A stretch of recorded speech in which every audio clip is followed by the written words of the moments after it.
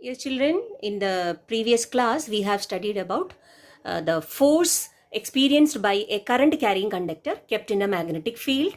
We got the expression for force F is equal to I into L cross B, ILB sine theta. Theta is the angle between the direction of magnetic field and the direction of current. Then the cases maximum force, minimum force, direction of the force, everything we have discussed.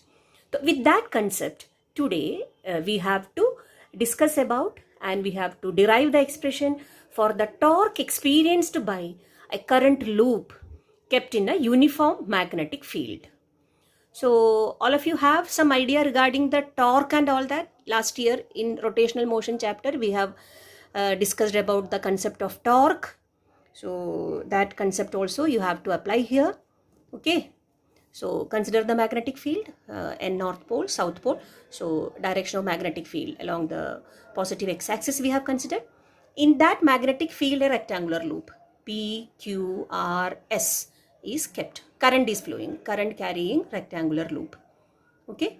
So I is the, see the direction of current? This loop, this is the direction of the current.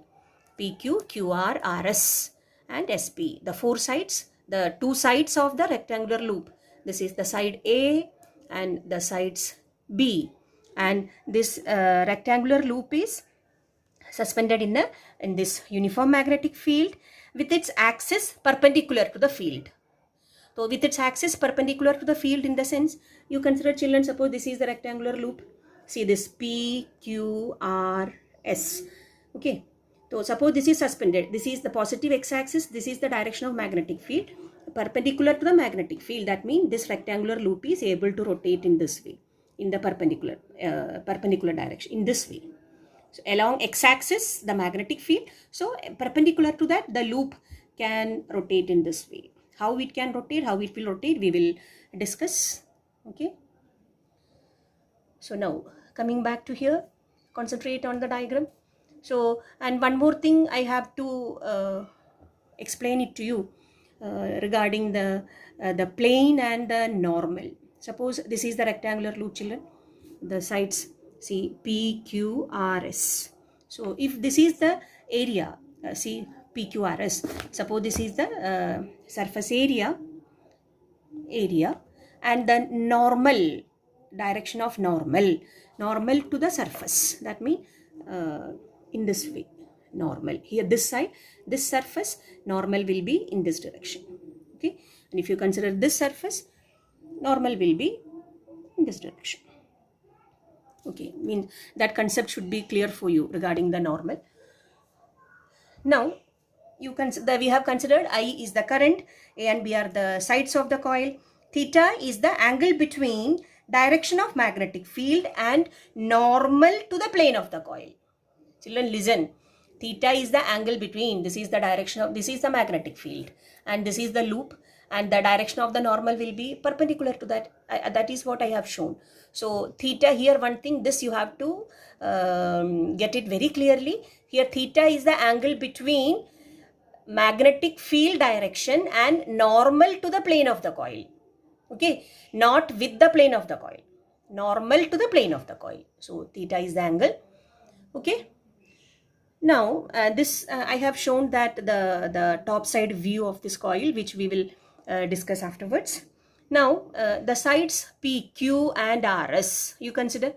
So the sides PQ and RS are perpendicular to the magnetic field. So the current carrying coil, we know that force will be experienced. The expression for force also we know, BIL sine theta. So sides PQ and RS, theta 90 degree of course. So I into L into B. Here what is L? The side is represented as B. So the force is equal to I B into B. This small b is the side and B is, capital B is the magnetic field. So on this both sides PQ and RS, a force IBB will be experiencing. This is the magnitude of the force. Now we have to find out the direction. So to find out the direction, here you can apply Fleming's left hand rule. On the side PQ, the direction, everything in the previous video explained very well. PQ side you consider Fleming direction of magnetic field, four finger field, direction of current is upwards. So see the direction of the thumb, it's inwards. Direction on the side PQ, the force is acting, an inward force is acting. Same thing on the side, this side RS you consider. See the direction of magnetic field. The current is downwards. So middle finger downwards. Field, current. See the direction of the thumb? It's away from the plane of the coil. So one is inward force on the side PQ, inward force on the side RS, outward force. So two equal forces are acting at two different points in the opposite direction. Okay, so the two sides we have considered. Now consider the side QR and RS.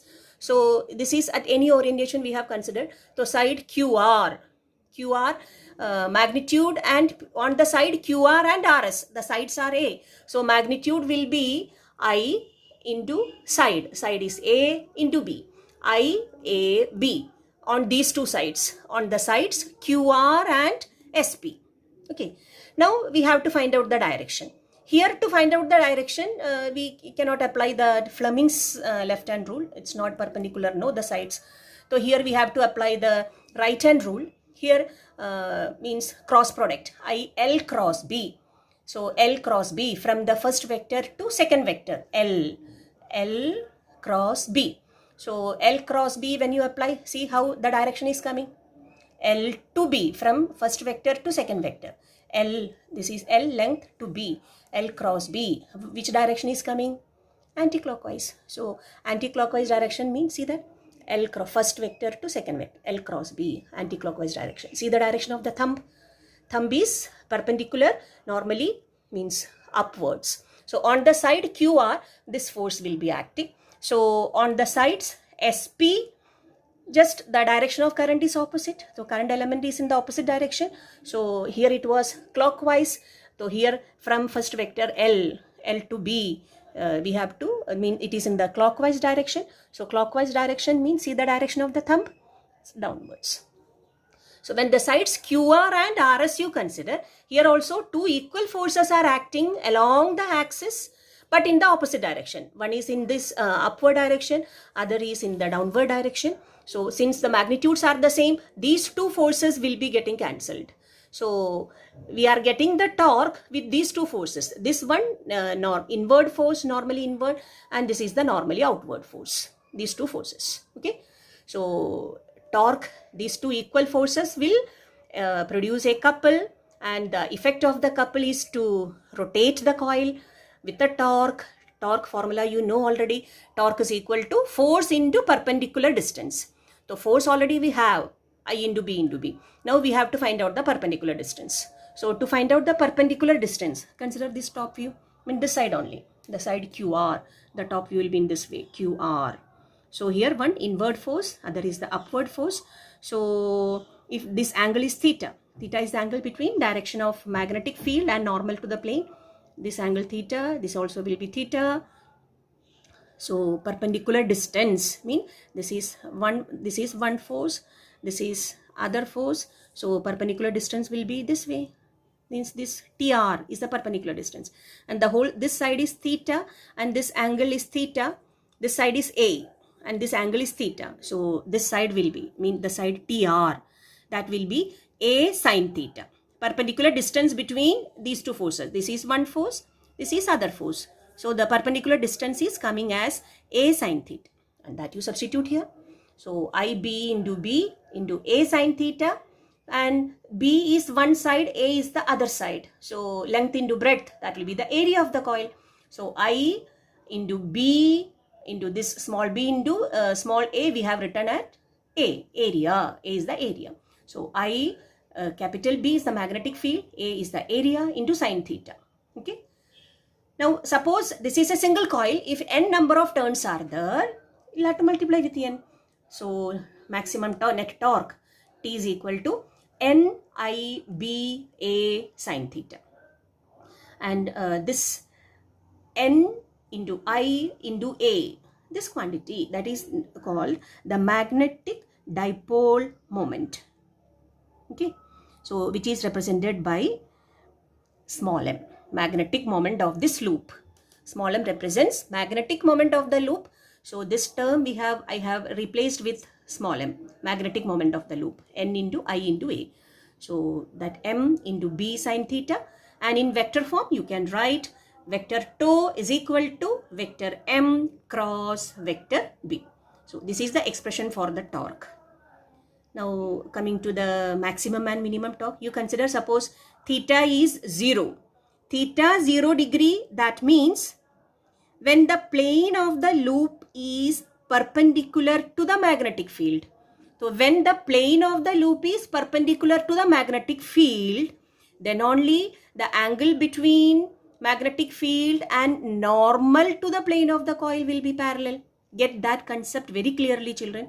Here I have written theta 0. So normally when theta 0 means that parallel, with that concept only you have no. But here theta we have considered as the angle between normal to the coil and the magnetic field. Okay. So that is why I have specified theta 0 means when the plane of the loop is perpendicular to the magnetic field. Then torque 0. Then when the torque will be maximum, you know that maximum value of sine theta is 1 and theta is 90 degree. So when theta 90 degree, the torque will be maximum n into I into b into a. So maximum torque means when the plane of the loop is parallel to the magnetic field. When the plane is parallel, then the angle between normal to the plane and the magnetic field will be perpendicular, theta 90 degree. So that concept should be very clear for you. Okay. So we got the expression for maximum torque, minimum torque. So and we have seen that the torque, it depends upon current, strength of the magnetic field and area of the loop. And children, of course, it is independent of shape of the loop. For a planar current loop, for a given perimeter, when it is suspended in a magnetic field, the maximum torque is for a circular current loop. Why circular current loop? Because we know that this concept you have already. For a given perimeter, circle has maximum area. Okay. So, of course, that torque is independent of the shape of the loop. That concept also you should have. So, hope this topic is clear for you.